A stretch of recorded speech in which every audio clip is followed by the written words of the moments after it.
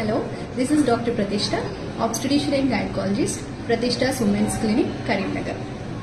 Flu vaccine అనేది ప్రెగ్నెన్సీలో ఖచ్చితంగా తీసుకోవాలా? అసలు ఫ్లూ వ్యాక్సిన్ అంటే ఏంటి?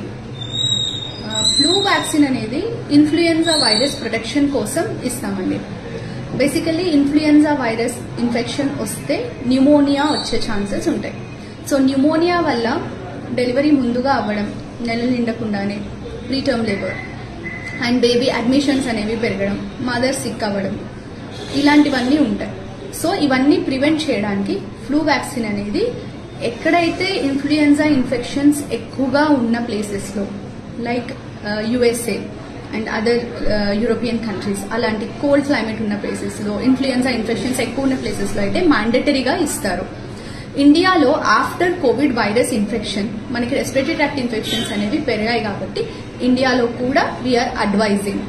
బట్ అదర్వైజ్ లో రిస్క్ ఏరియాస్లో లో రిస్క్ ఉంది, ఇన్ఫ్లుయెన్జా ఇన్ఫెక్షన్ కామన్ కాదు అనుకుంటే తీసుకోకపోయినా ఏం నష్టం లేదు. సో ఎప్పుడు ఇస్తారు?